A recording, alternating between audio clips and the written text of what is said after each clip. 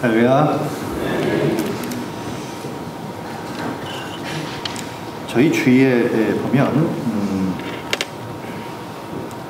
여러 종류의 또 패턴의 그런 사람들이 있죠. 저 역시도 그런 어떤 그런 종류 패턴의 사람 중에 한 사람일 것입니다. 자, 그런데 그런 사람들 가운데에 완벽주의자들이 있습니다. 이분들은 매사에 무엇을 맡겨도 참 완벽하게 그 어떤 일을 해내려고 참 애를 많이 씁니다. 굉장히 아름다운 모습이죠. 자, 그런데 그렇게 열심히 최선을 다해서 무언가를 완벽하게 해내려고 하는 그러한 직업정신, 어떤 그 프로적인 이러한 정신은 굉장히 좋습니다. 그런데 그 다음에 보면 이렇게 완벽하게 무언가를 노력하고 해나가는 과정 가운데서 어떤 생각이 있냐면, 이런 식으로 하다 보면 얼마든지 이러한 노력을 통하여 완벽해질 수 있다라고 믿는 거예요, 사람들이. 자, 그런데 이렇게 무언가를 해서 완벽하려고 노력하는 이러한 과정에서 나타나는 것이 있습니다. 그것은 바로 뭐냐면 엄청난 스트레스를 받는 거예요. 저 역시도 그렇습니다. 저도 굉장한 완벽주의자였습니다. 그래서 무슨 일을 하나 하려면 칸도 맞아야 되고 줄도 맞아야 되고 글씨도 전혀 틀리지 말아야 되고, 아무튼 완벽하게 하려고 무진애를 쓰는 그런 완벽주의자였습니다. 그런데 제가 이 완벽주의적인 이런 성격이 깨진 것이 어떻게 깨졌냐면, 아이 셋을 낳고 기르다 보니까 그때 깨졌습니다. 집에 애가 셋이니까 집에 들어가면 어지럽죠. 그럼 처음에는 이제 뭐라고 얘기를 합니다. 애가 셋인데 여력이 없잖아요. 그러면 이제 제가 치웁니다. 있을 자리에 이제 있어야 되고, 놀 자리에 놓아야 되고, 썼으면 제자리에 갖다 놔야 되고, 늘 그게 그곳에 있어야 되고 합니다. 그런데 나중에 제가 느낀 것이, 깨달은 것이 뭐였냐면, 이러다가 내가 죽겠다, 이러다가 내가 죽겠다 싶어서 여기서 살 수 있는 길은 하나다. 내가 내 스스로를 깨는 것밖에 없다. 그래서 제가 제 스스로를 망가뜨리기 시작했습니다. 이런 걸 보면 애써 못 본 척하고, 애써 은혜련히 하고 지나가고 하기 시작했습니다. 그랬더니 그것도 1년 지나고 5년 지나고 뭐 이렇게 지나가다 보니까 그것도 변하더라고요. 그런데 이러한 변화 속에서 정말 저에게 온 놀라운 것이 있었습니다. 그것은 자유함이 있었어요. 자유함이 오더라고요. 사람에 대한 자유함, 저에 대한 자유함이 오더라고요. 너무 편해지는 거예요. 그렇다고 제가 막 사는 게 아니고요. 그렇다고 제가 아주 지저분하게 사는 사람도 아닙니다. 그런데 마음에 너무 편안함이 오는 거예요. 자유함이 옵니다. 일을 깔끔하게 프로의 정신으로 그 어떤 일을 최선을 다해서 하는 것은 정말 아름다운 모습입니다. 그러나 그러한 노력을 통해서 내 스스로가 완벽해질 수 있다고 생각하는 것 자체가 문제인 거예요. 엄청난 피곤함, 스트레스가 우리에게 몰려옵니다. 이런 사람들 집에 가면 옷 벗으면 딱 제자리에 걸어놔야 되고, 옷도 다 똑바로 개야 되고, 단추 하나도 풀리면 안 됩니다. 다 있어야 되고. 어느 분이 제가 예배 드리러 올라오는데 저보고, 목사님 넥타이 왼쪽으로 1cm 똑바로입니까? 아, 그러시는 거예요. 뭔가 이렇게 똑바로 되지 않으면 불편한 거, 왠지. 그래서 꼭 뭔가 이렇게 좀 만져줘야 될 것 같은, 구두도 늘 반들반들해야 합니다. 이런 분들 차를 보면요, 반들반들합니다. 제가 차를 안 닦습니다. 제가 차를 거의 안 닦아요. 교회에서 새 차를 새로 언제 벌써 몇 개월 됐죠. 근데 제가 딱 세차 2번 했습니다. 세차를 안 하는 이유가 있어요. 그러니까 어디 가면 왜 이렇게 차가 더럽냐고 차 좀 닦으라고 그러면 제 속마음은 있어요. 뭐냐면 제가 이걸 닦기 시작하면 차가 우상이 되버릴 것 같아서 제가 안 합니다. 제 스스로가 이렇게 뭔가 막 이렇게 완벽적인 것을 뭔가 일상생활에선 제가 좀 깨보려고 하려고 저는 그렇게 노력을 해요. 그러다 보니까 정말 자유함이 있어요. 이런 분들 가면 집에 물건이 그 제자리에 다 있어야죠. 조금만 흐트러지면 안 되고. 이런 분들에게 있어서 정말 또 심각한 것이 있습니다. 그건 뭐냐면 하루 스케줄을 내가 딱 잡습니다. 그런데 만약에 내가 정해놓은 스케줄이 그 어떤 것 때문에 틀어지기 시작하면 짜증이 납니다. 화가 나요. 그 스케줄을 망가뜨린 사람에 대해서 막 화를 냅니다. 하루 종일 민감해집니다. 완벽주의자들은 이런 좋은 모습이 있습니다. 뭐냐면 좀 더 바르게 살도록 스스로를 긴장케 하고 열심히 뭔가를 하려고 하는 유익은 있어요. 그런데 이 완벽주의라고 하는 감옥에 갇히게 되면 자유함을 잃어버리는 거예요. 자유함을.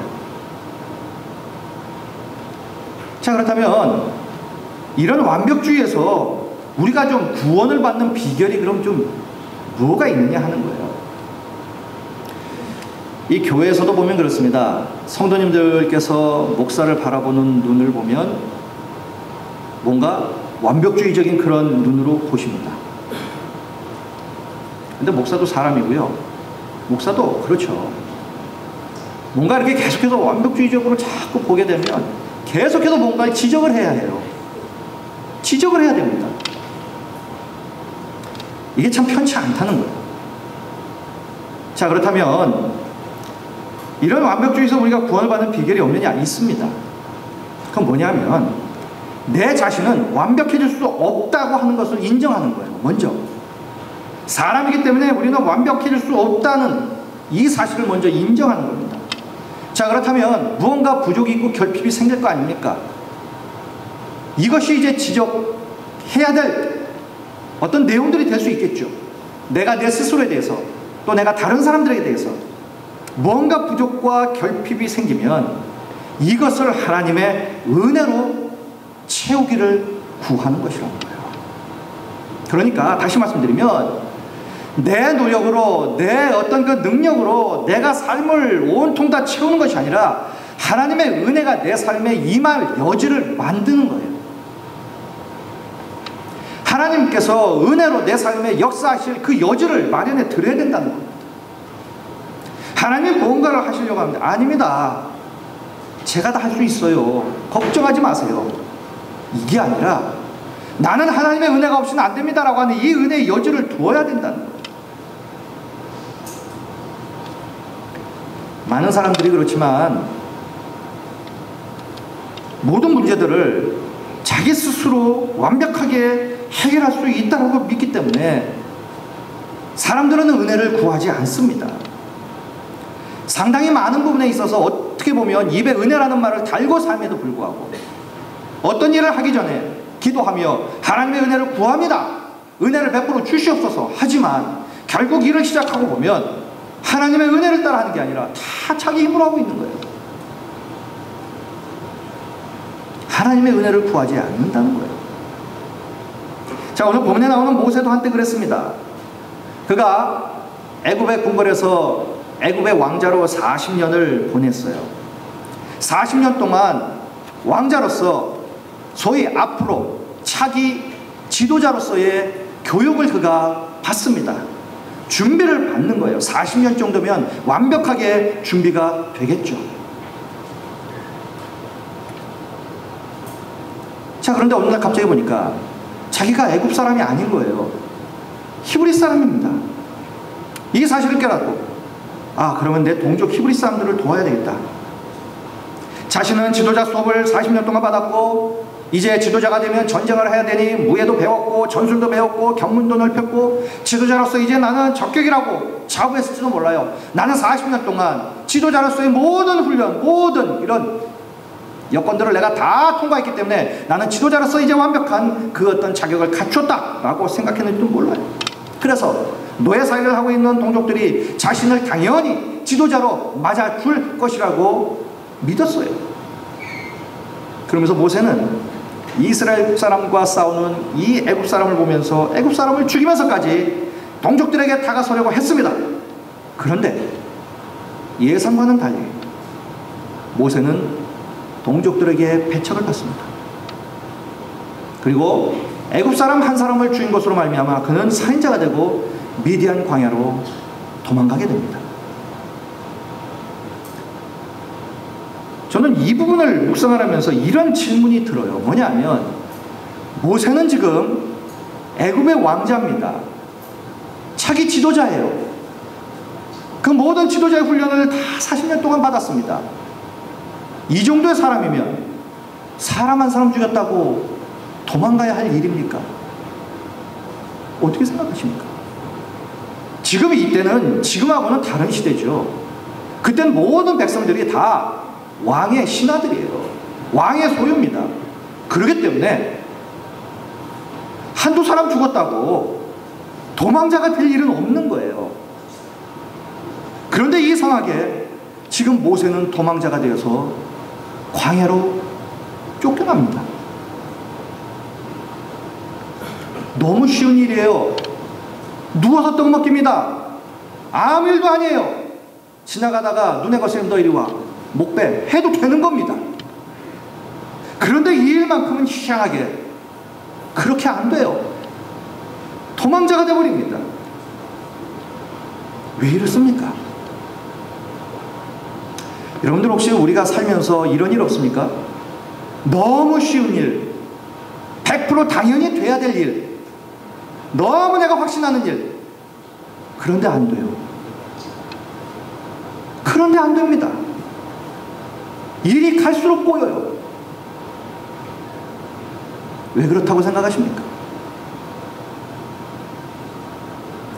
이 정도는 내 능력으로 지금까지 내가 충분히 해온 일이에요. 누워서 떡 먹게요. 너무 쉬운 일입니다. 그런데 안 돼요. 갈수록 꼬입니다. 갈수록 늪으로 빠져요. 그것 때문에 너무 힘들게 됩니다. 왜 그렇습니까?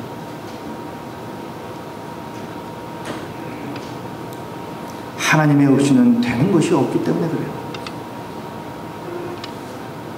모세가 간과했던 것이 이거였어요. 내가 애굽의 왕자로 차기 지도자인데 내가 지금까지 모든 준비를 완벽하게 다 했어요. 이제 바로가 죽으면 내가 차기 왕입니다. 그런데 너무너무 하찮은 일에 인생이 걸려버린 거예요. 인생이 꼬이기 시작한 겁니다. 애굽의 왕자는 고사하고 도망자가 되어서 광야로 갑니다. 모세가 간과했던 것이 이거였어요. 하나님의 은총의 필요함을 그는 몰랐다는 거예요. 지도자가 되는 것도 그냥 훈련으로 되어지는 것이 아니라 하나님의 은총이 있어야 된다는 사실. 모세는 자신을 완벽한 사람으로 믿었어요. 자기 지도자로 이 정도 내가 준비됐으면 내가 할 수 있다라고 여겼어요. 그렇기 때문에 하나님의 은총의 필요성을 그는 몰랐어요. 그러니 구하지도 않은 겁니다. 그 결과 은총 없이 사는 사람의 뼈아픈 아픔이 무엇인지 그는 정말로 절실하게 경험합니다. 그것도 엄청난 일로 말미암아가 아니라 너무도 사소한 일로 말미암아. 자, 이후 모세는요, 애굽 사람을 죽이고 도망간 미디안 광야에서 애굽 왕궁과는 정말 하늘과 땅 차이의 환경 속에서 자신에게도 하나님의 은총이 절실히 필요한 사람이라는 것을 하나 훈련받기 시작합니다. 하나님은 모세를 왜 광야로 보냈나요? 그 광야는 어떤 곳입니까? 지금까지 40년 동안은 자기 힘으로 살았어요. 사람의 어떤 여건, 환경으로 살았습니다. 부모가 물려준 그 어떤 조건으로 살았어요. 그러나 그렇게 살아서는 하나님의 사람이 될 수 없다는 거예요. 하나님의 사람은 하나님의 은혜로만 사는 사람이기 때문에 하나님의 은혜로 사는 것이 무엇인지를 가리키기 위해서 하나님은 광야를 택했단 말이에요. 이런 분들 계시죠? 부모 잘 만나서 유산 물려받아 편하게 삽니다. 거기까지는 좋다 이거예요. 그런데 그 이상이 없어요. 그 사람에게는. 그 이상의 그 무엇이 없다는 거예요. 이유는 부모가 물려준 그것이 자기에게 있다는 것, 거기까지라는 거예요. 그것으로는 살 수 있어요. 그러나 은혜로 사는 은혜의 세계는 없는 거예요. 그 인생에. 적어도 하나님께서 모세를 향하여 생각하셨던 것은 모세가 바로 왕궁에서 애굽의 왕자로 그렇게 사는 것이 아니었다는 거예요. 은혜의 세계를 경험하고 은혜의 사람으로 하나님의 도구가 되기를 원했기 때문에 하나님은 그에게 광야를 허락하신 거예요. 자, 그런데 보세요. 40년 동안 그가 광야에서 훈련을 받습니다. 처음에는 모세가 이렇게 생각했겠죠. 그래도 내가 애굽의 왕자인데 누가 나를 좀 찾아오겠지, 나를 좀 불러오겠지, 나를 좀 찾아서 나를 다시 왕국으로 데려가겠지 생각했는지도 몰라요. 왜? 자기가 왕자니까. 그런데 1년 지나고 2년 지나고 10년 지나고 20년 지나고 세월만 무심하게 가는데 찾아오는 사람이 없는 거예요. 완전히 잊혀진 사람이 됩니다. 그 들판에서 가장 천한 직업, 양이나 치고 있는 그 사람들의 한 사람으로 전락해버리고 마는 거예요. 그 누구도 모세를 보는 사람이 없는 거예요. 그냥 양치는 목동인 거예요. 그러자 그 광야에서 모세가 깊이 깨달은 것이, 그렇구나, 내가 아무리 애굽의 왕자여도 내 힘으로 할 수 있는 것이 아무것도 없구나. 이것을 뼈저리게 느끼기 시작합니다. 그 광야를 통해서. 이렇게 미디안 광야에서 40년을 지나서 그의 나이가 이제 80세가 되죠. 80세가 되는 어느 날 하나님의 호렙산 근처의 떨기나무에 타지 않는 불 가운데에 모세를 부르십니다. 그리고 그 환경 속에서 모세가 하나님의 크신 은혜를 받습니다. 그날 하나님은 모세에게 이스라엘 백성들을 구원할 사명을 주시면서 모세를 애굽 왕 바로에게로 보냅니다. 그리고 바로와 이스라엘 백성들 앞에 당당히 설 수 있도록 용기와 그리고 그들을 굴복시킬 능력 또한 모세에게 허락하십니다. 자, 그러고 나서 모세가 애굽에 가서 이스라엘 백성들 앞에 섭니다.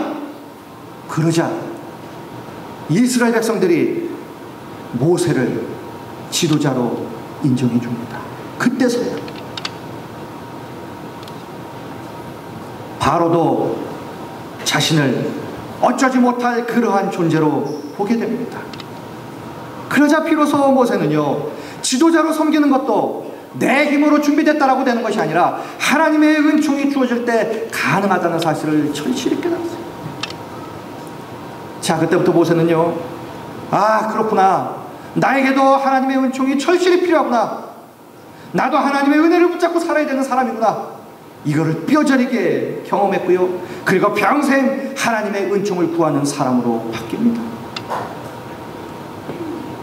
자, 이러한 사건이 있은 후에, 자, 오늘 보면은요, 모세가 하나님 앞에 다시 한번 은총을 간구하는 내용을 보여줍니다. 자, 그럼 오늘 본문에서 모세가 하나님의 은총을 이렇게 애타게 구하는 그 이유가 뭐냐 하는 거예요.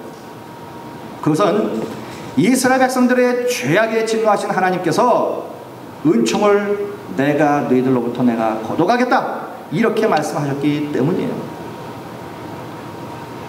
자, 잘 아시다시피 이 사건 이전에는요, 오늘 보면 사건 이전에는 이스라엘 백성들이 이제 모세가 하나님의 말씀을 받기 위해서 이제 시내산에 올라가죠. 오랫동안 내려오지 않으니까 불안했어요. 그러자 아론에게 우르르 찾아가가지고, 왜 모세가 오지 않느냐, 불안하다, 그러니까 우리가 섬길 그 무엇을 만들어라, 우리를 인도할 신을 만들어라. 달달 볶으니까 아론이 어쩔 수 없이 하는 말이, 너희들 애굽에 나올 때 가지고 나온 금붙이치 그거 다 가져와라. 그거 가지고 금송아지를 만들었습니다. 그러자 백성들은 그 금송아지 앞에서 여호와 하나님의 이름을 부릅니다. 왜요? 그 금송아지가 하나님이라는 거죠. 그러면서 거기에서 제사 드리고 그리고 몹쓸 짓을 합니다. 광란의 짓을 합니다. 이런 이들의 타락한 행위에 대해서 하나님께서 진노하셨어요. 출애굽기 32장 9절 10절에 보니까 이렇게 기록되어 있습니다. 여호와께서 또 모세에게 이르시되, 내가 이 백성을 보니 목이 뻣뻣한 백성이로다. 그런즉 내가 하는 대로 두라. 내가 그들에게 진노하여 그들을 침멸하겠다는 거예요. 하나님이 이스라엘에 대해서 은총을 거두려고 하십니다. 이때 모세가 깜짝 놀라서 눈물로 하나님 앞에 나가서 백성들을 위해서 간절히 기도를 합니다. 그 기도의 내용이 그 다음이에요. 11절 12절. 여호와여, 어찌하여 그 큰 권능과 강한 손으로 애굽 땅에서 인도하여 내신 주의 백성에게 진노하시나이까. 그리고 끝부분에 보니까 주의 맹렬한 노를 그치시고 뜻을 돌이키사 주의 백성에게 그 화를 내리지 마옵소서. 간절하게 기도합니다. 이렇게 백성들을 위하여 간절히 부르짖는 모세의 기도를 하나님이 들으셨어요. 그리고 14절에 보니까 여호와께서 뜻을 돌이키사 말씀하신 화를 그 백성들에게 내리지 아니했습니다. 자, 그런데 말씀이 여기에서 끝났으면 너무 좋을 것 같아요. 그런데 더 중대한 문제가 뒤에 나옵니다. 자, 다시 말씀드리면요, 자, 이스라엘 백성들은 모세의 중보기도로 말미암아 죄를 용서받았습니다. 그런데 더 치명적인 문제가 남아있었다는 것이에요. 그것은 뭐냐면 하나님이 그들을 용서하시고 아브라함과 이삭과 야곱에게 약속을 지키기 위해서 가나안 땅을 내가 너희들에게 주겠다 라고 말씀을 하셨지만, 정말 중대한 문제는 내가 더 이상 너희들과 함께 가지는 않겠다, 이렇게 말씀하십니다. 그게 출애굽기 32장 34절에 나와요. 이제 가서 내가 내게 말한 곳으로 백성을 인도하라. 내 사자가 내 앞서 가리라. 내 사자가 내 앞서 가리라. 다시 말씀드리면 내가 보낸 사자가 너희들을 인도할 것이다, 이렇게 말합니다. 그런데 이것이 문제예요. 하나님은 당신이 직접 가시는 것이 아니라 사자를 보내겠다고 하는 겁니다.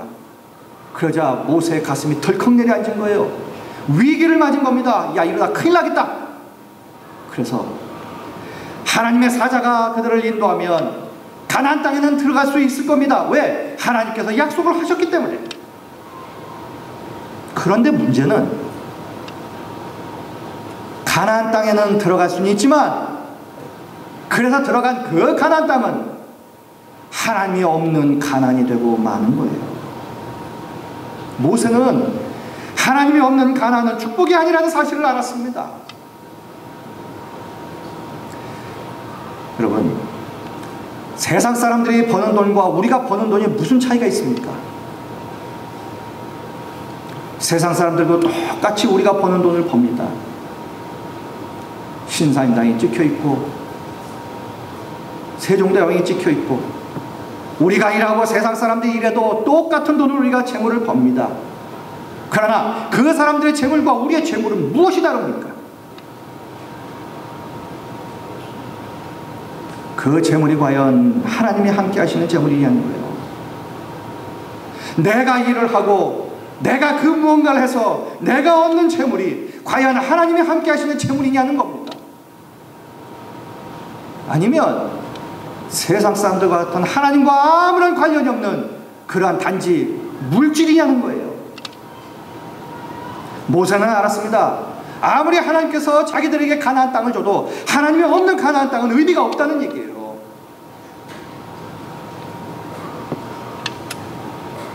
하나님이 없는 가나안, 그건 세상 사람들이 어떤 땅을 차지해서 사는 것과 똑같다는 겁니다. 의미가 없는 거예요. 하나님이 없는 땅, 하나님이 없는 재물, 하나님이 없는 건강, 하나님이 없는 성공, 이것은 복이 아니라는 거예요. 세상 사람들도 그렇게 살기 때문입니다.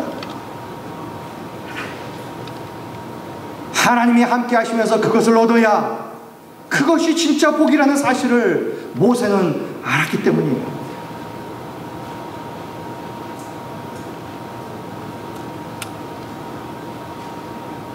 여러분, 한번 가만히 생각을 해보십시오. 우리가 세상 나가서 똑같이 돈을 벌고 일을 합니다. 그것이 하나님이 함께 하시고 그것이 하나님의 은혜, 선물이라고 여긴다면 우리는 그 물질에 대해서 어떤 생각을 가질까요? 여러분, 헌금 생활을 보면 내가 은혜로 사는지 내 힘으로 사는지 압니다. 적어도 헌금 생활에서 내가 하나님 앞에 떳떳하다면 그 사람은 적어도 은혜로 사는 사람이에요. 내가 일해서 버는 그 돈의 결과가 하나님이 함께 하신 은혜의 열매라고 여기는 사람이에요. 그러니 당연히 그 은혜의 결과로 하나님께 고백하는 거예요. 헌금을 통해서. 그러나 은혜가 아니기 때문에, 그저 내 노력이기 때문에 그저 내가 원하는 대로 쓰는 거예요. 그 돈의 주체가 내가 되는 겁니다. 한번 가만히 묵상을 한번 해보십시오. 물질에 대한 나의 신앙의 고백은 무언가? 과연 하나님이 없는 물질은 나에게 의미가 없습니다. 이것이 진짜 우리의 신앙의 고백입니까? 하나님이 계시든 말든 내 주머니에 돈만 들어오면 되지, 이렇게 세상 사람들처럼 생각하며 삽니다. 모세는 그렇게 생각하지 않았다는 거예요. 가나안 땅 얻어서 거기서 잘 먹고 잘 살면 되는 거지, 이게 아니었다는 거예요. 하나님이 없는 가나안은 의미가 없는 거예요. 그래서 그가 하나님의 은총을 간곡하게 구합니다. 33장 16절에 보니까 나와 주의 백성이 주의 목전에 은총 입은 줄을 무엇으로 알릴까? 주께서 우리와 함께 행하시는 것이라는 거예요. 그러니까 이스라엘 백성들 자신들이 하나님의 은총을 입은 증거로 하나님이 우리와 함께 행해달라고 기도한 거예요. 그러니까 은총을 입는 증거가 무엇입니까? 그것은 다름 아니라 하나님이 함께 내 인생을 가주시는 것이라는 거예요. 오늘 본문 9절도 마찬가지입니다. 이르되 주여 내가 주께 은총을 입었거든 원하건대 주는 우리와 동행하옵소서 라고 모세가 기도하잖아요. 가나안만 주고 가나안을 얻었다고 할렐루야 그걸로 끝난 것이 아니에요. 하나님이 가든 말든 우리와 함께 하든 말든 내 가나안 얻었는데 이것이 끝이 아니었다는 거예요. 그는 간곡하게 부탁합니다. 하나님께서 우리와 동행해 주시옵소서. 이것이 아니면 우리는 의미가 없다는 거예요. 이처럼 모세는 하나님이 함께 동행하면서 지속적으로 자신들에게 은총을 부어주실 것을 간구합니다. 지금 왜 그렇습니까? 그럼 왜 모세는 이토록 하나님이 함께 가주시기를 이토록 간절하게 구했냐는 거예요. 그 이유는 자신들이 얼마나 패역한 백성이라는 것을 너무나 잘 알기 때문이에요. 9절 후반부 보십시오. 이는 목이 뻣뻣한 백성입니다. 하나님이 함께 가주지 아니하시면 이 백성은 자기들이 원하는 길로만 갑니다. 그래서 하나님이 동행해 주셔야 합니다. 모세는 자신들이 하나님 앞에서 목이 뻣뻣한 교만하기 이를 데 없는 불순종하고 불신앙적인 존재임을 잘 알았어요. 이러한 존재인 것을 너무나 잘 알기에 하나님께서 함께 가주시는 은총을 절실히 구한 겁니다. 이러한 생각이 모세의 평생을 지배했습니다. 그래서 모세는요 여러 차례 백성들이 이 사실을 깨닫지 못할 것을 염려해서 여러 차례 이 사실을 깨우칩니다. 이스라엘 백성들이 애굽에서 나와서 가나안에 이르게 된 것이 그들이 강하거나 선하거나 의롭기 때문이 아니라 전적인 하나님의 은총이라는 것을 백성들에게 계속해서 알려줍니다. 신명기 9장 5절에 보니까 내가 가서 이 땅을 차지하면 내 공의로 말미암도 아니요 내 마음이 정직함으로 말미암도 아니라는 겁니다. 6절에 보니까 그러므로 내가 이것은 내 하나님 여호와께서 내게 이 아름다운 땅을 기업으로 주신 것은 내 공의가 아니라 하나님의 은혜라는 거예요. 이렇듯 모세는 백성들에게 그들이 어떻게 해서든지 자신들의 부족함을 깨닫고 오직 하나님의 은총을 힘입어서 겸손히 살기를 계속해서 간절히 구하고 원하고 권면하고 기도하고 했다는 거예요. 왜입니까? 자기 인생에 은총 없이 살았던 결과가 무엇인지를 뼈저리게 경험했기 때문에. 여러분 신앙의 가장 기본적인 깨달음이 무엇입니까? 그것은요 내가 하나님의 은총이 없이는 단 하루도 살 수 없음을 깨닫고 하나님의 은총을 구하는 바 아니겠습니까? 다시 말씀드리면 나는 내 힘만으로는 살아가는 존재가 아니라 하나님께서 보여주시는 하나님의 것으로 살고 하나님의 인도하심으로 살고 하나님께서 동행해 주심으로 살아갈 수 있음을 고백하며 살아가는 이 삶의 태도가 하나님의 은총을 구하는 사람의 태도라는 거예요. 이러한 삶의 태도를 갖고 사는 사람은요, 아무리 사소한 것이라도 그것이 하나님의 선물로 주신 은총임을 깨닫고 감사합니다. 내가 사는 데 필요한 모든 것이 내게 있음이 내 힘으로 얻은 것이 아니라 하나님의 선물이요 은혜라는 것을 인정하며 사는 거예요. 또 내가 지금까지 누리고 있는 건강, 또 하는 삶의 형편, 지금까지 되어온 모든 일들이 내가 잘해서 내 힘으로 이룬 것이 아니라 다 하나님의 선물임을 인정하며 사는 거예요. 그렇기 때문에 하나님의 은총을 구하며 하나님의 은총 안에서 사는 사람들은요, 모든 것이, 그리고 범사에 하나님의 은혜이기 때문에 감사하며 살 수밖에 없는 거예요. 자, 그런데 이러한 깨달음은요, 그냥 되는 것이 아닙니다. 내가 누구인가, 내가 어떠한 존재인가를 절실히 깨닫기 시작할 때 깨달아지는 거예요. 다시 말씀드리면 모세가 백성들을 향하여, 하나님을 향하여 기도했던 것처럼 우리는 패역한 자라는 거예요. 겸손해지려고 해도 겸손해지기가 쉽지 않고, 정직해지려고 해도 정직해지기가 쉽지 않고, 사랑하고자 해도 미움이 더 생기고, 성실하고자 해도 하나님 앞에서 늘 불순종한 자들이 되고, 이것이 바로 우리의 존재임을 깊이 깨달을 때 비로소 우리에게 하나님의 은총을 구할 마음이 생기는 거예요. 그래서 사랑하는 성도 여러분, 지금까지 별 문제 없이 인생을 잘 살고 있는 것처럼 보여도 정말 우리가 구해야 할 것은 하나님의 은혜입니다. 과거에 많은 은혜를 경험했다 하더라도 또 구해야 되는 것은 하나님의 은혜입니다. 안 그러면 다 내 공로로 됐다라고 여기기 때문이에요. 그래서 우리가 은혜는 한 번 받는 것으로 끝나는 것이 아닙니다. 받고 또 받고 계속해서 받아야 되는 것이에요. 그 이유는 우리가 이 하나님의 은혜가 없이는 우리는 또 죄악의 길로 갈 수밖에 없는 그러한 자들이기 때문에 그래요. 이 하나님의 은혜의 능력을 따라 살지 않으면 또 우리는 어느덧 내가 원하는 그곳으로 가버리고 있기 때문에 그렇다는 거예요. 뿐만 아니라 우리가 이렇게 계속해서 하나님의 은혜를 구해야 하는 이유는 하나님과의 관계가 끊어지지 않도록 하기 위해서라는 거예요. 이스라엘 백성들이 하나님의 관계가 끊어집니다. 금송아지를 섬깁니다. 하나님의 관계가 끊어지면은 그 다음에 오는 것은 하나님의 진노예요. 그러자 모세가 간절히 그 관계를 이으려고 중보기도를 하잖아요. 그러자 회복이 되지 않습니까? 우리가 은혜를 계속 구하지 않으면 우리는 목이 뻣뻣한 존재가 되고 교만한 자가 돼요.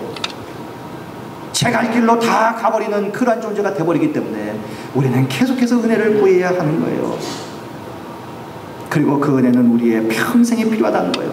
그래서 시편 30편에 보니까 이렇게 고백합니다. 주의 성도들아, 여호와를 찬송하며 그의 거룩함을 기억하며 감사하라. 그의 노염은 잠깐이요 그의 은총은 평생이로다. 그렇습니다. 하나님의 은총은 평생이에요. 하나님의 은총은 우리 평생에 우리가 정말 간절히 구해야 할 첫 번째 기도 제목이라. 더욱이 하나님은요, 이렇게 은총을 구하는 자의 기도를 절대 외면하지 아니하십니다. 그럼 왜 하나님은 하나님의 은총을 구하는 이 모세의 기도에 응답을 하셨는데 어떻게 응답을 하셨느냐는 거예요. 그 응답이 33장 17절에 나옵니다. 여호와께서 모세에게 이르시되 내가 말하는 이 일도 내가 하리니 너는 내 목전에 은총을 입었고 내가 이름으로도 너를 알미니라. 너는 내 목전에 은총을 입었다는 거예요. 뿐만 아니라 33장 13절 14절 내가 참으로 주의 목전에 은총을 입어 싸우면 원하건대 주의 길을 내게 보이사 내게 주를 알리시고 나로 주의 목전에 은총을 입게 하시며 이 족속을 주의 백성으로 여기소서. 그러자 하나님이 이렇게 말씀합니다. 내가 친히 가리라. 아까는 뭐라고 말씀하셨습니까? 나는 안 가겠다는 거예요. 너희들끼리 가라는 겁니다. 모세의 간절한 은혜를 구하는 기도를 들으시고 하나님께서 당신의 뜻을 철회하셔서 말씀합니다. 내가 친히 너희들과 가겠다. 사랑하는 성도 여러분, 그렇다면 우리도 은총을 구하는 기도를 하나님께 드릴 때마다 하나님이 모세에게 하신 것처럼 우리에게도 내가 친히 내 평생의 길을 내가 너와 함께 가리라, 이렇게 응답해 주시기를 소원합니다. 우리가 어디를 가든지 무엇을 하든지 우리 하나님이 내가 너와 함께 가겠다, 이렇게 말씀해 주시는 응답을 우리도 좀 받고 살았으면 좋겠습니다.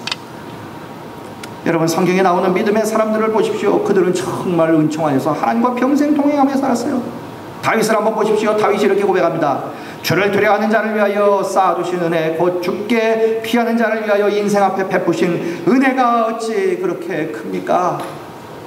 바울은 또 어떻습니까? 나의 나 된 것은 하나님의 은혜로 된 것이니 내게 주신 그의 은혜가 헛되지 아니하여 내가 모든 사도보다 더 많이 수고하였으나 내가 아니요 오직 나와 함께 하신 하나님의 은혜로라. 정말 하나님께서 인정하신 사람들의 삶을 보면 그들의 고백은 모든 것이 다 하나님의 은혜였습니다, 이 고백이었다는 거예요. 이처럼 우리도 전생에 걸쳐서 이렇게 하나님의 은총이 흘러넘치는 그러한 삶이 되기를 간절히 소원합니다. 모든 일을 하나님의 은혜로 알고 은혜로 하고 모든 것이 은혜이기에 늘 감사하며 감사를 고백하며 사는 저희들이 되었으면 참 좋겠습니다. 그래서 날마다 우리의 삶에 우리가 이제 조금 있다가 부르실 찬송가처럼 찬송가 310장 가사 1절이 이렇죠. 아, 하나님의 은혜로 이 쓸데없는 자 왜 구속하여 주는지 난 알 수 없도다. 내가 믿고 또 의지하면 내 모든 형편 잘하는 주님 늘 돌봐 주실 것을 나는 확실히 아네. 자, 우리 이 1절만 한번 좀 부르시면 좋겠습니다. 자, 우리 310장 우리 1절 부르시고요, 우리 같이 한번 은혜를 구하는 우리 기도 같이 한번 하시면 좋겠습니다. 정말 우리 찬양 부르시면서 정말 하나님, 나도 하나님의 은혜 없이는 살 수 없는 자입니다. 나에게 은혜를 베풀어 주시옵소서, 이렇게 간절한 마음으로 우리 기도하시고 찬양 부르시고요, 우리 같이 한 목소리로 우리 기도하시면 좋겠습니다.